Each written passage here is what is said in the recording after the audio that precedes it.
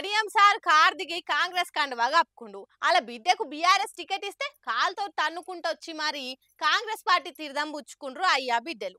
Congress party Madiga కులస్తులకు సీట్లు ఇవ్వకున్నా అలా సంకనెక్కి తైతక్కలాడుతుండు కడియం అని మందకృష్ణ సారు మొన్నట్ల తిట్టివోసిండు. కడియం సార్ కూడా కౌంటర్ ఇచ్చిండు. ఇక మళ్ళీ అలా కడియంకు సురుకులు అంటించిండు మందకృష్ణ సారు.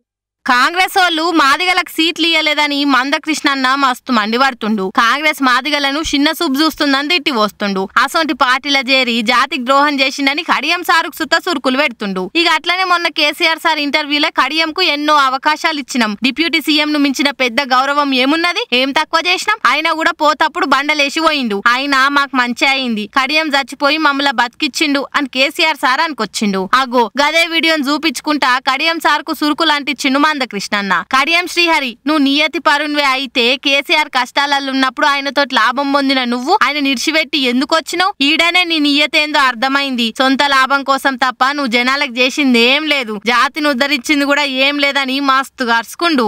కడియం సార్ దగ్గర కేటీఆర్ డబ్బులు ఉన్నాయి, అది కేసీఆర్ పంపిన డబ్బులు ఉన్నాయి, బ్రోకరిజం చేసి సంపాదిస్తున్న ముఖ్యమంత్రి హోదాలో బ్రోకరిజం చేసి సంపాదిస్తున్న రేవంత్ రెడ్డి దగ్గర కూడా డబ్బులు ఉన్నాయి. ఇప్పటికే 100 కోట్ల రూపాయలు పెట్టైనా గెలిపించుకోవాలి కూతురునని చెప్పి 100 కోట్ల రూపాయలు పెట్టైనా సరే గెలిపించుకోవాలని చెప్పి ఒక ప్రచారం జరుగుతుంది. దయచేసి నేను ఓటర్లకు నేను విజ్ఞప్తి చేస్తున్నా, 5,000 ఇచ్చినా 5,000 ఓటర్కి ఇచ్చి ఓట్లు వేసుకుంటామని చెప్పి వాళ్ళు అనుకుంటారు. ఒక్కొక్క ఓటుకు 5,000 ఇచ్చేయని సరే తన కూతుర్ని గెలిపించుకుంటామని చెప్పి అంటుండ్రు. ఎందుకంటే 2 రకాల డబ్బులు వచ్చినాయి. బహుశా ఏ పార్టీ అభ్యర్థికైనా ఆ పార్టీ డబ్బులు కొంత వస్తాయని అంటారు, కానీ కడియం సార్కి మాత్రం 2 రకాల డబ్బులు వచ్చినాయి. ఎందుకంటే 2 టికెట్ తెచ్చుకున్న మహానీయుడు అతను. వరంగల్ పరువు ప్రతిష్టలను చాలా ప్రపంచ స్థాయిలో చాలా గొప్పగా పెంచిండు అతను. కాబట్టి ఆయన దగ్గర మొదటి టికెట్ డబ్బులు, బీఆర్ఎస్ టికెట్ డబ్బులు ఆయన దగ్గర కారు గుర్తుకు పేరు మీద వచ్చినవి ఉన్నాయి.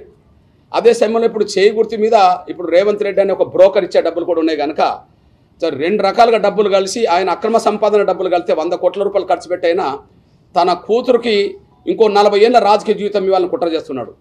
గత 40 ఏళ్ళు ఎస్సీ కాకపోయినా, రేవంత్ రెడ్డి మాటల ప్రకారమే ఎస్సీ కాకపోయినా, నా మాటలు కాదు, రేవంత్ రెడ్డి గారి మాటల ప్రకారమే ఎస్సీ కాకపోయినా తను 40 ఏళ్ళుగా ఎస్సీలకు రావాల్సిన అవకాశాలు అనుభవించాడు.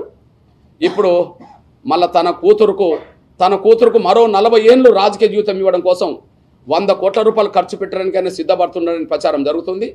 దయచేసి నేను అప్పీల్ చేస్తున్నా, కడియం సార్ పేరుతో వచ్చే డబ్బు ఒక్కొక్క ఓటుకు 5,000 అయినా 10,000 పంచైనా సరే గెలిపించుకోవాలని చూస్తున్నాడు. కాబట్టి ఆయన దగ్గర 3 రకాల డబ్బులు ఉన్నాయి.